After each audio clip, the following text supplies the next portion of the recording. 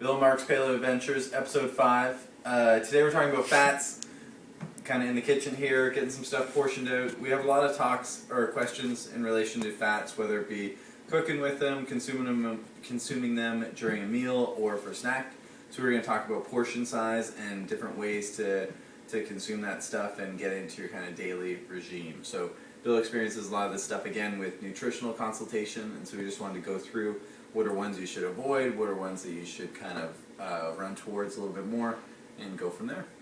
Sweet. So we're going to start off with our main choices in fats, the ones we prefer over other fats. We have a couple of options here, a couple items. We don't have everything we would recommend just because we didn't have a full fridge, but we'll give you some ideas here. And like Marc said, we're going to give you some portion sizes. So Marc, you want to explain a couple of these and I'll take over too? Yeah, sure. So Kirsty's going to zoom in here a little bit. We have some olives, different types of varieties and stuff just from the olive bar at Loblaws. We have some herring fillets that are pre-packaged, but really high in source of omega-3s. Although they are packaged and stuff like that, kind of the benefits outweigh the cons. Just some regular old raw almonds, kind of the staple, and everyone believes that that's the only fat, but far from it. Some extra virgin olive oil, some organic whole milk, and also some organic coconut oil. Sweet. And then a couple other ones we don't have here that are also good fat sources. Again, animal fats, so if you're getting good grass-fed meat, some more even cold water fish, that's a great sources. Duck fat, if you're out hunting right now, a lot of guys seem to be doing that, so that's good sources of fat. Just know your sources, make sure it's not farm factory animals. Other one would be clarified butter or ghee. Neither of us had any on stock right now. We go through that pretty quick. That's another great source, especially if you do dairy and you're doing full fat. Good sources of butter would be a great source as well. Again, where can you get ghee more readily? High-end food stores. If you're ever down in the city, I get mine from the Indian grocery store. Usually Asian grocery stores have them. You can also get Whole Foods. You can order it online. There's a bunch of good sources. PureIndianFoods.com has a great source. What is ghee, Bill? Ghee is clarified butter. So basically, it's butter that's been. Why are you on PureIndianFoods.com? My ghee. Oh, okay. There we go. So basically, it's butter that's been simmered down. The milk proteins are basically skimmed off, and then it's even boiled down even more. And that's what makes it ghee. It's so there's absolutely no lactose in it. So if you're lactose intolerant, you can still consume it. So it's got none of the dairy proteins, and it's still a good source. You still have your vitamin K2, you still have a lot of your other vitamins that you can't get in other sources, B2 and stuff. So it's a very full source food. Only other one supplement I would recommend that I've been taking a lot is cod liver oil with butter, with pure butter. Chased with butter. Well, it's in one pill, but you can get the oil and stuff. But cod liver oil just has to be fermented. So that's kind of another superfood I've been doing a lot lately. And then the sardines, as Marc pointed out. Those are herring fillets. Herring. But you can also do sardines. Yeah, lots of different types of fish though. Yeah, cold water fish. Like people take fish oil pills. Getting the actual full source, not a pill, but you actually eat the actual food. You get way more of the synergetic nutrients with it versus just a pill. So it's a lot of good and less likely to be damaged. A lot of fish oils are actually pretty damaged. Well, and also the amount of actual omega-3s in here. Yeah, so you're looking at like, I don't know, 4 grams of omega-3 just in that, and then some other like unsaturated fats and stuff. So compared to pills, a lot cheaper as well. Yeah. So it's good because a lot of these vitamins we talked about, especially with like milk, if you're still drinking stuff, they're fat soluble. So you need a good source of fat to digest vitamins like K2, some of the B vitamins, so stuff like that. So it's important to get your fat sources in. And Marc, you want to go through these kind of portion sizes here, how you eyeball it in the world? Yeah, sure. So you're talking more about, the fish is a little different. It's based upon portion and more so the type of fish. As far as oils, you're looking for something in the range of your thumb. This wasn't a nice little thumb circle, but and it's since dispersed.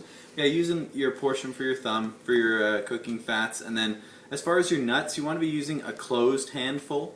So, can you see my hand here? Mm-hmm. So yeah, something like that. So just kind of fill half a handful for coconut flakes, which I kind of consume a lot of because it's actually a nice fat to consume, but also it's hard to overeat. It's pretty easy to overeat like really good like macadamia nuts or cashews or something.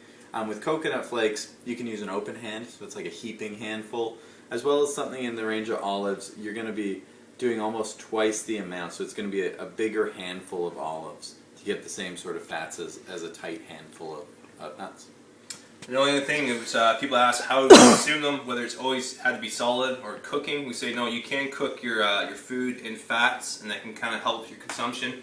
Just we wouldn't ever really cook with extra virgin olive oil. It's an easily oxidized fat. Just the same reason you wouldn't cook with fish oil. It damages pretty quick, but it also tastes pretty rancid. So if you have a lesser quality, you can just do a regular virgin oil. You can use butter. Coconut oil is my go-to for cooking anything. It's because it's stable at high temperatures. That's why it's solid right now. It's a much better source to cook with. And then any animal fats. If you do have your own grass-fed, I make my own tallow from some of our beef and stuff. So I cook in that, or duck fat, all good sources. And that just if you had that with your eggs or something, it counts as some of your consumption with fat. So.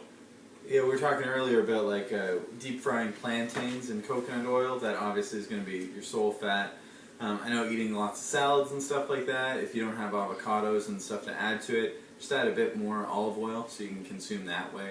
And you don't want to be double dipping that much either, so you wouldn't want to be getting a huge amount of olive oil in your salad and then having a whole avocado with it, because obviously we want to consume a healthy amount of fats, but we don't want to go too nuts on it, right? So that's a good point, but make sure you do mix up your fats. Like it's good, yeah, you want to be double dipping, but make sure if you're going to have.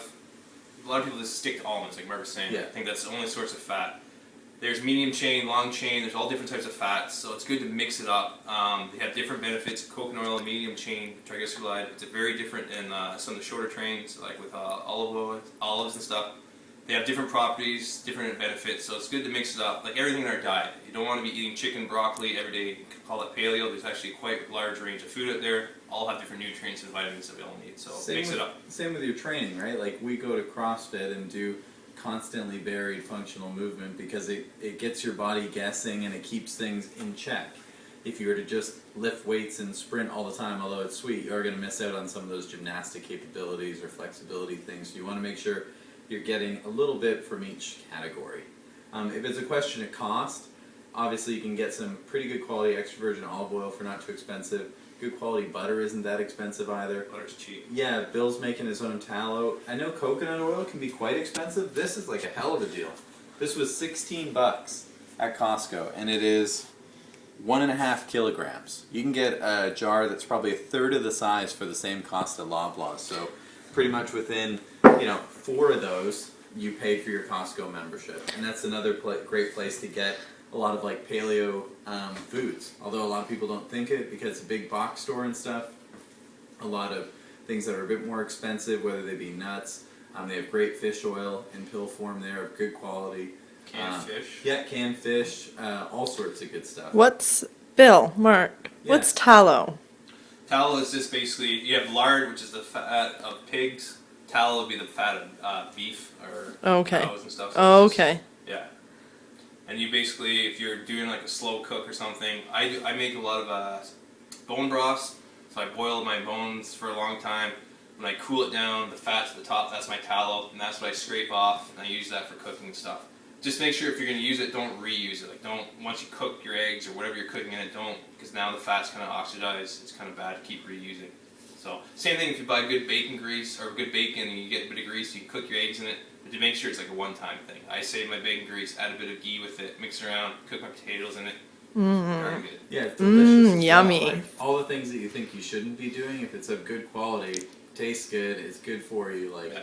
there's no, bugaboos, there's no superstitions. Like, just go with, good facts and make good choices that way. Sweet. Cool. Paleo, or Adventures in Paleo, what episode? 5, man. 5, in the books. Whoop whoop.